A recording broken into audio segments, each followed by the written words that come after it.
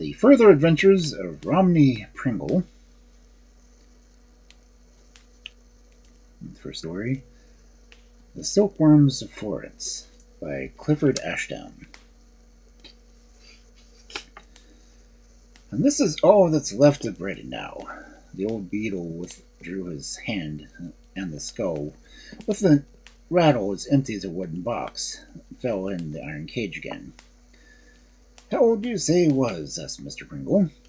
"Oh, let me see," reflected the beetle, stroking his long gray beard. "He killed Mr. Gribble in 1742. I think it was the date on the tombstone over yonder in the church, and he hung these irons as a matter of 60 or 70 year. I don't rightly know the spot where the gibbet stood, but it was in a field they used to call, in my young days, Gibbet Marsh. You'll find it round the Tillingham, back in the window." "And is this the gibbet? The dreadful?" Of course, the two daughters from the clergyman, very similarly, very gushing and very inquisitive, who with their father completed the party. "Oh, no, miss. Why, that's the Rye Pillory. It stood up here nigh 100 year. And now I'll show you the town charters," said the beetle, with some senile hesitation of gait, and led the way into a small attic. Mr. Pringle's mythical literary agency, being able to take care of itself, his chambers and Furnival's Inn, had not seen him for a month past. To a man of his cultured and fastidious bent, the bank holiday resort was especially odious. He affected regions unknown to the tipper, and the presence of rye had been determined by Jeek's quaint perambulation of the Cinque Ports, which he had lately picked up in Booksellers' Row. Wandering with his camera from one decay city to another, he had left Rye only to hasten back when disgusted with the modernity of the other modern ports, and for the last fortnight his tall, slim figure had haunted this town, his fair complexion swarthy, and his port wine mark almost lost in the tanning begotten of the marsh winds and sun. "The town's had a rare lot of charters and privileges granted to it," boasted the beetle, turning to a chest on which, for all its cobwebs and mildew lines, an elaborate carving showed distinctly. Opening it, he began to drudge up parchments from the huddled mass inside, giving every free translations of the old Norman French or Latin.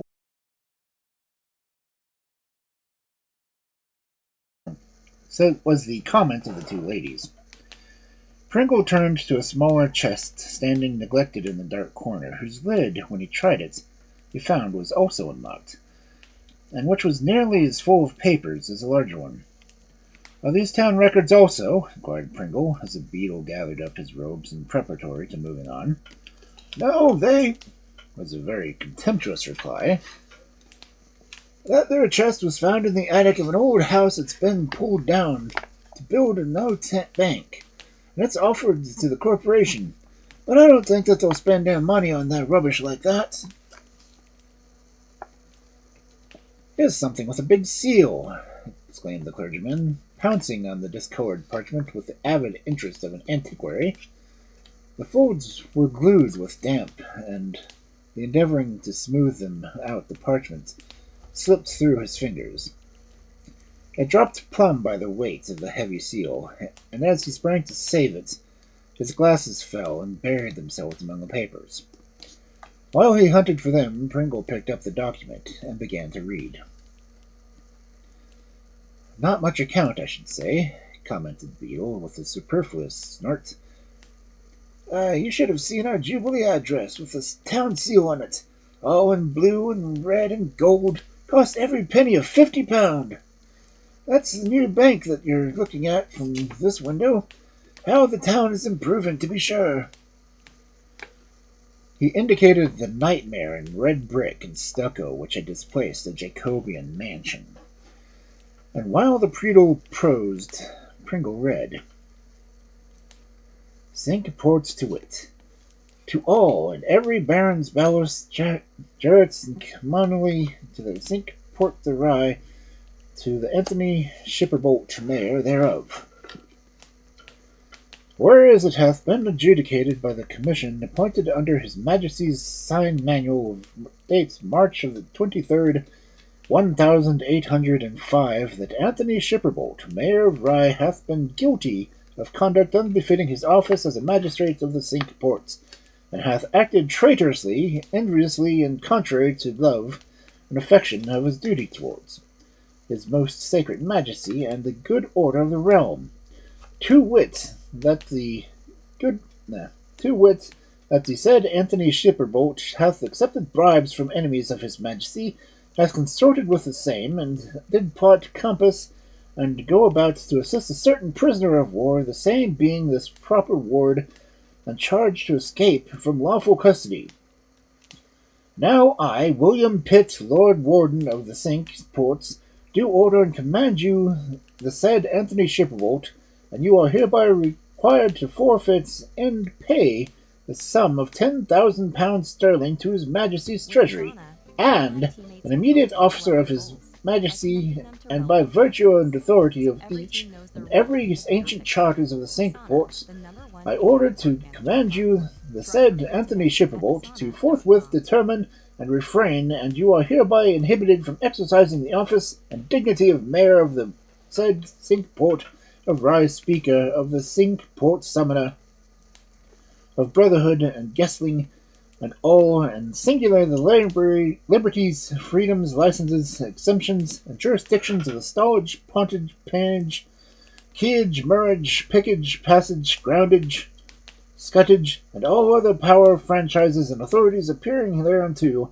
And I further order and command you, the said Anthony Shipperbolt, to render to me within 7 days of the date hereof full and true account of all moneys, fines, amercements, redemptions, issues, forfeitures, tallies, seals, records, lands, messages, and creditaments, whoever and wherever that you hold, have present custody of, and have any say, time, and trust for the said Cinque Port of Rye, wherein fail you at your own peril.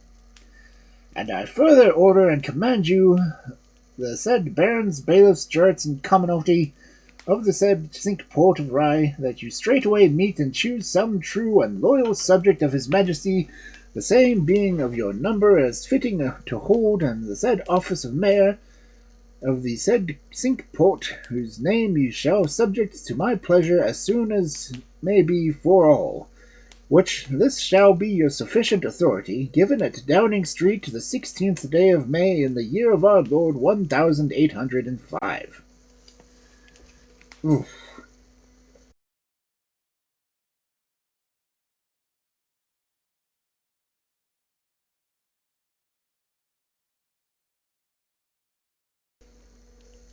The last 2 or 3 inches of this parchment were folded down and seemed to have firmly adhered to the back, probably through the accidental running of the seal in hot weather.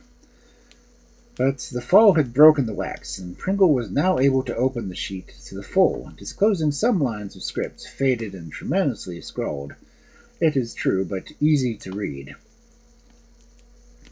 To my son, seek for the silkworms in Florence and Gibbet March Church Spire, southeast by south, Winchester Mill, southwest, half-west, A.S. Pringle read the curious endorsement more than once, but could make no sense of it. Concluding that it was the nature of a cipher, he made a note of it in his pocketbook, with the idea of attempting to solution it in the evening, a time in which he found it difficult to get through. Rye chiefly depended for its attractions of the natural advantages.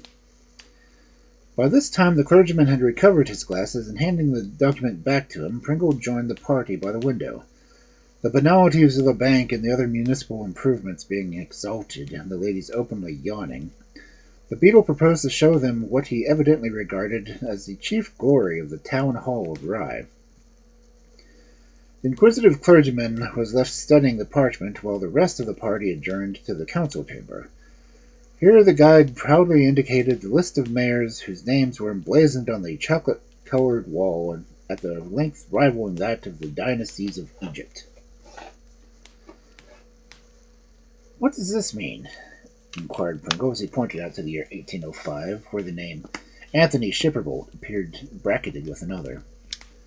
That means he died during this year of office, promptly asserted the old man. He never seemed at a loss for an answer, although Pringle began to suspect that the prompter in reply, the more inaccurate likely it was. "Oh, what a smell of burning!" interrupted one of the ladies. "And where's Papa?" screamed the other. "He'll be burned to death!" There was certainly a smell of burning, which, being of a strong and pungent nature, perhaps suggested to the excited imagination of the ladies that the area of the clergyman was on fire. Pringle gallantly raced up the stairs. The fumes issued from a smoldering mass upon the floor, and beside it lay something which burnt with pyrotechnic sputtering, but neither bore any relation to the divine. He, though well representing with Gibbon was styled, the fat slumbers of the church, was hoping about in a miniature bonfire, now sucking his fingers and anon shaking them in the air as if someone in agony. Intuitively, Pringle understood what had happened, and with a bound he stamped the smoldering parchment into unrecognizable tinder, and smothering the more viciously burning seal with his handkerchief, he pocketed it as the bezel wheezed into the room behind the ladies, who were too concerned for their father's safety to notice the action. "What's all this?" demanded the beadle, and glared through his spectacles. "I've dropped some wax on my hand." "Wax? Oh," echoed the beadle, sniffing suspiciously. "He means a wax match, I think," Pringle interposed chivalrously. The parchment was completely done for, and he saw no wisdom in advertising that fact. "I'll be trouble for you and your name and the address," insisted the beadle in all the pride of office. "What for?" the incendiary objected. "To report the matter to the fire committee." "Very well, it is Cornelius Hardgibbets, rector of Waldtown," was the impressive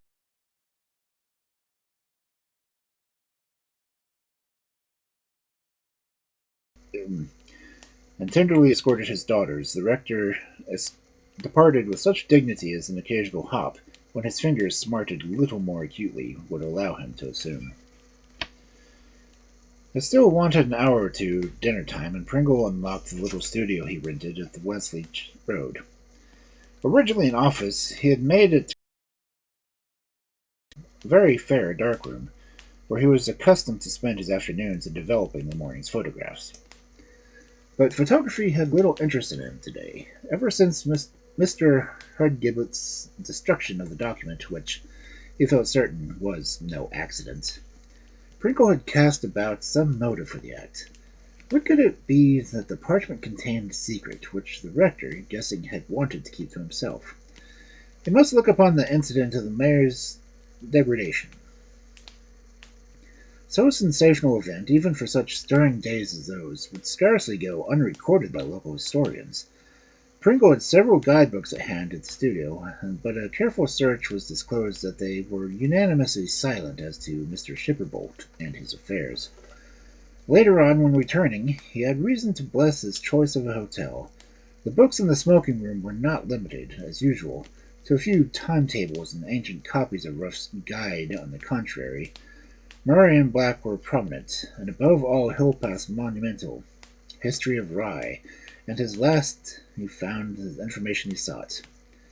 Said Hillpath: in 1805, Anthony Shipperbolt, the then mayor of Rye, was degraded from office, his property confiscated, and himself condemned to stand in the pillory for his face of the French coast, for having assisted Jules Florentine, a French prisoner of war, to escape from the Ypres Tower prison.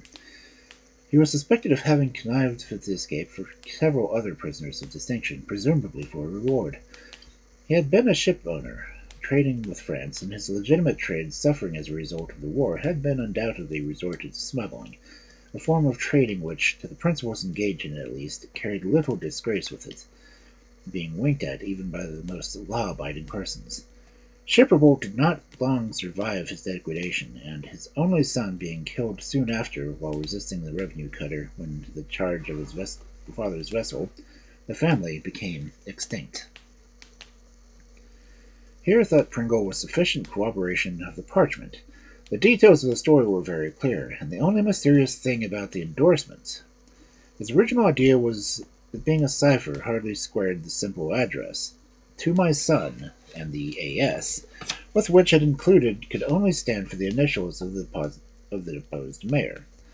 There was no mystery about the Gibbet Marsh mystery either. According to the beadle's testimony, there must have been a well-known spot a century ago, where the string of capitals be easily recognized on a compass bearing.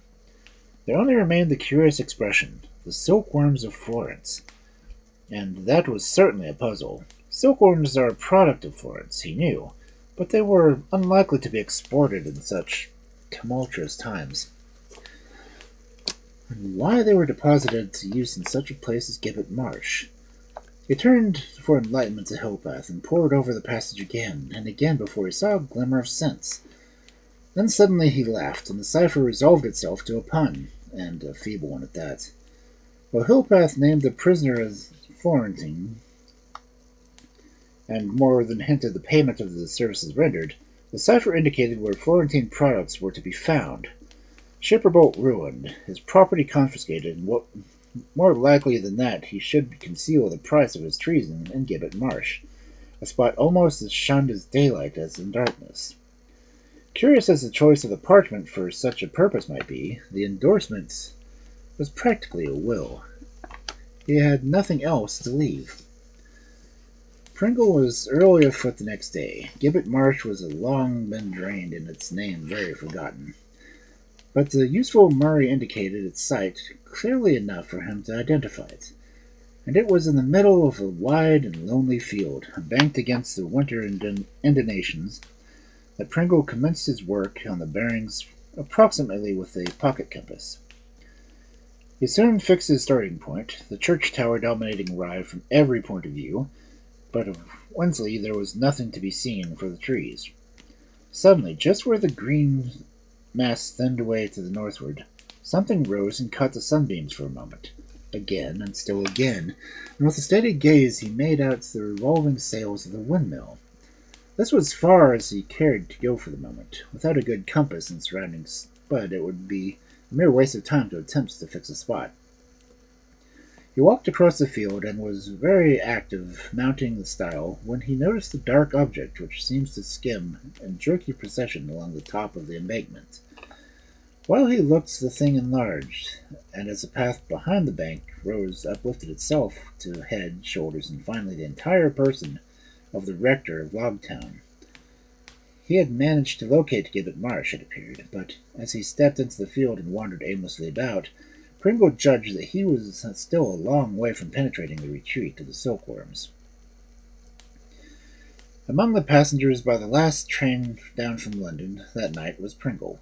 He carried a cricketing sack, and then, safely inside his studio, he unpacked first a sailor's jersey, peaked cap and trousers, then a small but powerful spade, and a very neat portable pick, a few fathoms of manila rope, several short lengths of steel rod, each having a screw head by which they united into one long pole, and finally a 3-inch prismatic compass. Before sunrise the next morning, Pringle started out to commence operations in deadliest earnest, carrying his jointed rods and walking stick, and while his coat bulged from the prismatic compass. The town, a victim to the invigorating influence of the visitors, still slumbered, and he had to unbar the door to the hotel himself. He did not propose to do more than locate the exact spot of the treasure. Indeed, he felt that to do even that would be a good morning's work. On the way down in the train, he had taken a few experimental bearings from the carriage window, and felt satisfied with his own dexterity. Nevertheless, he had constant dread lest the points should be given more inaccurate. He felt dissatisfied with the Winchester bearing, and ought to know not a single tree now that obscured the view might have been planted. The present mill, perhaps, had not existed, or even another might have been visible from the marsh. What might not happen in the course of nearly a century? He had already made a little calculation, for a prismatic compass being graduated in degrees, unlike a mariner's, which has but 32 points, it is necessary to reduce the bearings to degrees, and this had the following result. Rye Church spire, southeast by south, at 146 degrees 15 minutes. Wind Chelsea Mill, southwest 1/2 west equals 230 degrees 37 minutes. When he reached the field, not a soul was anywhere to be seen. A few sheep browsed here and there, and high overhead a lark was singing. At once he took a bearing from the church spire. He was a little time in getting in the right positioning. He had to move step by step to the right, continuing to make observations until at last the church weathercock bore truly 146 1/4 degrees through the slight vein in the compass. Turning half round, he took an observation to the distant mill.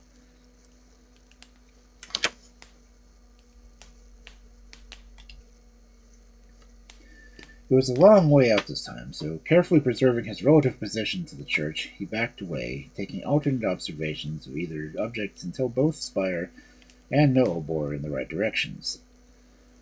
The point where the two bearings intersected was some 50 yards from the brink of the Tonian, and marking the spot with his compass, Pringle began to probe the earth in a gradually widening circle, first with one section of his rod, then with another joint screwed to it, and finally with a length of 3, so that the combination reached the depth of 8 feet. He had probed every square inch of a circle described perhaps 20 feet from the compass, and when suddenly he stumbled upon loose sod, nearly impaling himself upon the astounding stone. And before he could rise, sliding and slipping, he scraped up quite a large surface of turf, as did his hands, in each case dissolving the fat brown alluvium beneath. The curious fact was that the turf had not been cut in regular strips, as if for removal to the garden. Neatly it was relaid. It had been lifted in shapeless patches, some small, some large, while the soil underneath was all soft and crumbling, as if that too had been recently disturbed. Someone had been there before him. Cramped and crippling by his prolonged stooping, Pringle stretched himself at length upon the turf. As he lay and listened to the song that trilled as a tiny speck was visible against a woolly cloud, he felt that it was useless to search further. That a treasure had once been hidden thereabouts he felt convinced, for anything but a specie would have been useless at such an unsettled time for commercial credit, and would doubtless have been declined by shipperbold. But whatever form of treasure had taken, clearly it was no longer present. The sounds of toil increased around. Already was a barge on its way up the muddy stream. At any moment he might be the subject of gaping curiosity. He carefully replaced the turfs, wondered the while who had anticipated him, and what, if any, had rewarded the searcher. Thinking it best not to return to the nearest path, he crossed the river some distance up, and taking a wide sweep, halted on Cadborough Hill to enjoy for some of the 100th time the sight of the glowing roofs, huddled tier upon the rock, itself rising sheer above the plain, and far beyond, and snowed all over the gazing flocks, the boundless green of the seaward marsh. Inland the view was only less extensive, and with some ill humor he was eyeing the scene of his fruitless labor when he observed a figure moving over the gibbet marsh. At such a distance it was hard to see who exactly what was taking place, but the action of the figure was so eccentric that, with a quick suspicion as to the identity, Pringle laid his traps upon the ground and examined through his pocket telescope. It was indeed Mr. Hardgiblet. But the new feature in the case was that the rector appeared to be taking a bearing with the compass, and although he returned over and over again to the particular spot, which Pringle recognized as the same over which he himself had spent the early morning, Mr. Hardgiblet repeatedly shifted the ground to the right, to the left, and turned about, as if dissatisfied with his observations. There was only one possible explanation for it all. Cleverer than Pringle had thought him, the rector must have hit upon a place inducted in the parchment. His hand must have removed the turf, and he it was who had examined the soil beneath. Not for the first time in his life, Pringle was disagreeably reminded of the folly of despising an antagonist, however contemptible they may appear. But at least he had one consolation. The rector's return and his continued observations showed that he had not been more successful in his quest than Pringle himself. The silverworms were still unearthed. The road down from Cadborough is long and dusty, and with that stiffness of his limbs and the thought of his wasted morning, Pringle, when he reached the studio, took the compass from his pocket, almost felt inclined to fling it through the open window into the cut. But the spasm of irritability passed, and he began to accuse himself of making some internal error in calculations, and carefully went over them again with an identical result. Now that Mr. Hardgiblet was clearly innocent of its removal, he even began to doubt the existence of the treasure. Was it not credible, he asked himself, that for nearly a century it should have remained hidden? As to its secret, a punning endorsement of an old parchment, it was not just open to any other investigator in all the long years that had elapsed. Besides, Shipperbolt might have removed the treasure himself in alarm and of safety. The thought of Shipperbolt suggested a new idea. Instruments of old precision were unknown in those days, and supposing Shipperbolt's compass had not been accurate, he took down Norrie's navigation and ran through the chapter on the compass. There was a section headed Variation and How to Apply It, which he skimmed through. Considering that the question did not arise when carelessly reading on, his attention was suddenly arrested by the table of Changes and Variation from Year to Year. Running his eye down this, he made a startling discovery that whereas the variation of that moment was about 16 degrees 31 minutes west, in 1805 it was no less than 24 degrees. There was indeed a wide margin for error, and all the time he was searching for the treasure it was probably lying right at the other end of the field. At once he started to make rough calculations, determined that it should be a corrective one in this time. As the variation of 1805 and that of the moments showed a difference of 7 degrees 29 minutes, to obtain the true bearing it was necessary for him to subtract the difference in Shipperbolt's points, and thus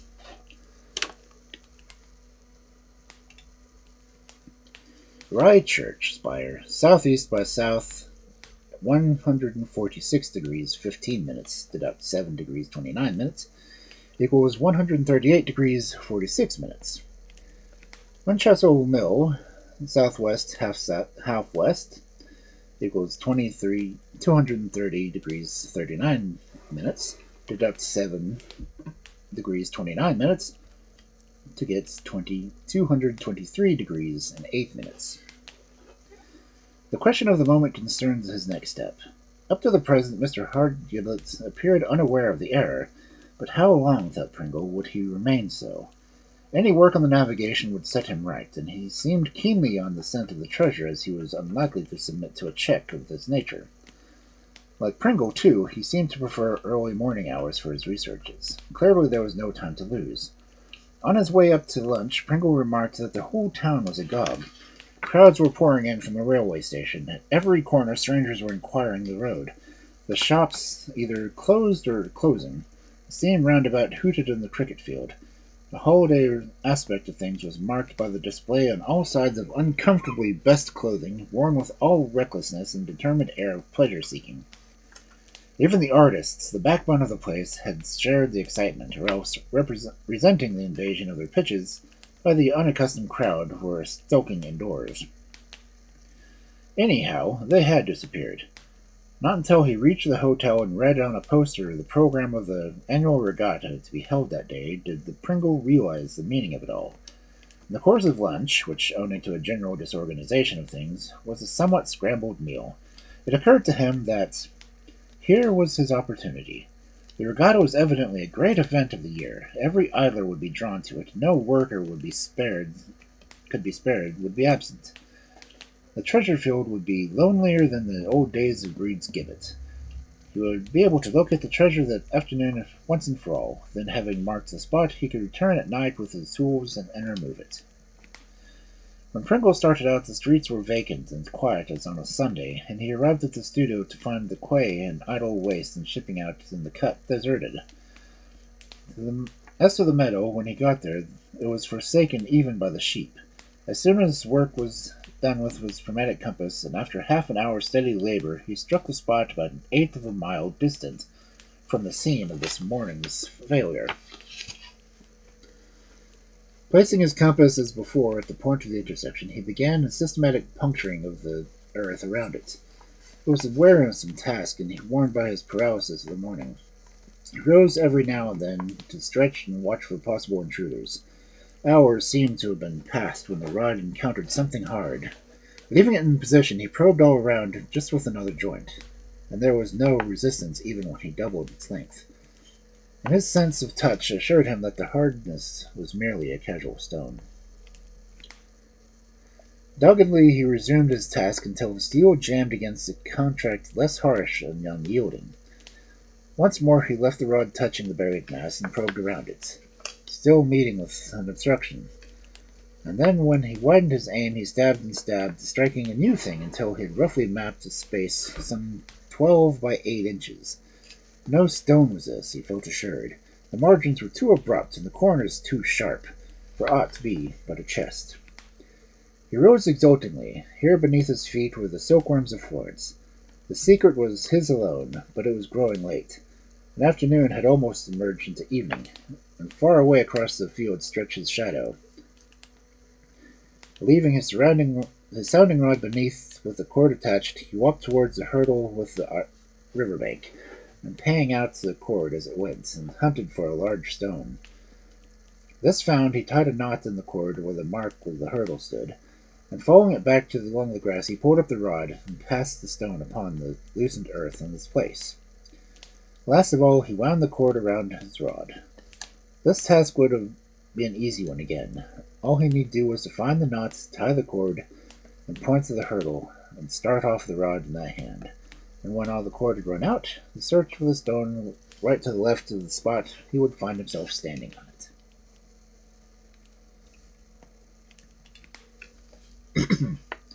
As he re-entered the town, groups of people were returning from regatta, the seafaring to the end of the day with abounding taverns. The Stater was on their way to the open-air concert, the cinematograph, and the fireworks, which were to brim the cup of their dissipation. Pringle dined early and then made his way to the concert field and spent a couple of hours in studying the natural history of the ride. The fireworks were announced for 9, and as the hour approached and the excitement grew and the audience swelled, when a fairly accurate census of rye had to have been taken in the field, Pringle edged through the crowd and hurried along to the deserted streets to his studio. To charge his golf suit for the sea clothing, which had brought him down to work in a very few minutes, and his port wine mark never resisted the smart application of a little spirit. Then, packing his sounding rod and cord into the cricketing bag, along with a spade, pick, and rope, he locked the door and stepped briskly along the solitary road. From this little tavern, chiming the rock opposite, roars in distant song, for a while the losers of the regatta sought consolation, and the winners paid the score, and all grew steadily drunk together. He lingered a moment on the sluice to watch the tide as it poured impetuously over the lower river. The rockets whizzed, and it burst high above the town. A roar of delight was faintly borne across the marsh. Although the night was cloudy and the moon was only revealed in long intervals, Pringle, his body bent, crept cautiously from bush to bush along the bank. His progress was slow, and the hurdle had been long in sight before he made out the black mass of the water below. At first he took it for the shadow of the bush that stood by, but as he came near it took the unwelcome shape of a boat and its painter fast in the hurdle. And throwing himself flat against the grass, he writhed into the opportune shade of the bush. It was several minutes before he ventured to raise his head and press around, but the night was far too dark for him to see many yards in any direction, least of all towards the treasure. But as he watched, he waited, he strove to imagine some reasonable explanation for the boat's appearance on the scene. At another part of the river he would have taken slight notice of it, but it was hard to see what anyone could want from the field at that hour, and the spot chosen for landing was suggestive. What folly to have located the treasure so carefully! He must have been watched that afternoon. Round the field were scores of places where a spy might conceal himself. Then, too, who could have taken such deep interest in his movements? Who about Mr. Hardgibble? Indeed, this set him wondering how many had landed in the boat, but a glance of it showed that it only carried a pair of sculls, and when he wriggled nearer he saw 3 footprints on the mud, as one of them had taken just so many steps across it. The suspense was becoming intolerable. A crawl of 50 yards or so over damp grass was not to be lightly undertaken, but he was just on the point of coming out of the shadow of the bush when a faint rhythmic sound arose, to be followed by a thud. He held his breath, but could hear nothing more. He counted up to 100, still silent. He rose to his knees, and when the sound began again, and now it was louder, it ceased. Again there was a thud, and then another interval of silence. Once more it seemed quite close, grew louder, louder still, and resolved itself to be labored breathing of a man who now came into view. He was bending under a burden which he suddenly dropped, as if exhausted, and then, after resting a while, slowly raised it to his shoulders and panted onwards until, staggering beneath its load, he lurched against the hurdle. His foot slipped, and he rolled with a crash down on the muddy bank. That moment, Pringle recognized more than the usual innocuous figure of Mr. Hardgibble, who embraced a small oblong chest. Sputtering and fuming, the rector scrambled to his feet, and after an unsuccessful hoist or two, dragged the chest onto the boat. Then, taking a pause of breath, he climbed the bank again and tramped across the field. Mr. Hardgibble had scarcely beyond earshot when Pringle seized his bag, jumped down to the water's side. He untied the painter, and shoving off with his one foot, scrambled into the boat and slid out into the river. With the paddle of his hand alongside, he turned the boat upstream, and then dropped his bag and all its contents overboard, and crouched along the bottom. A sharp cry rang out from behind, and gently he peeped over the gunwale. There by the hurdle stood Mr. Hardgibble, staring thunderstruck at the vacancy. The next moment he caught sight of the strayed boat, and started to run after it. And as he ran, with many a trip and stumble of wearied limbs, he gasped expressions which were not meant in the resignation to this mishap. Meanwhile, Pringle, his face within a few inches of the little chest, sought for some means of escape. He had calculated on the current bearing him out of the sight long before the rector could return, but such activity was discounted on all his plans. All at once he lost the sounds of pursuit, and raising his head he saw that Mr. Hardgibble had been forced to make a detour around the ledge of a plantation which grew on the water's edge. The next second Pringle had seized the sculls, and with a couple of long rapid strokes grounded the boat beneath the bush of the opposite bank. There he tumbled the chest on the mud, and jumping after it he shoved the boat off again. As it floated free he resumed its course upstream.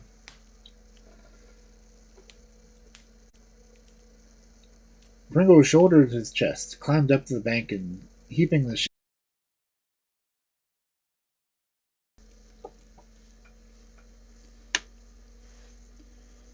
day was dawning as Pringle extinguished the lamp from the studio, setting the shutters ajar, allowing the light to fall upon the splinters, bristling like a cactus hedge of what had been an oaken chest. The wood had proved hard as an iron which clamped and bound it, but scarcely darker or more begrimed was a heap of metal discs that had just been degorged. A few of these, fresh from the bath of weak acid, glowed golden in the sunlight, displaying indifferently a bust with Bonaparte Premier Consul surrounding it. On the reverse, République Française, Anno 20 francs. Such were the Silkworms of Florence.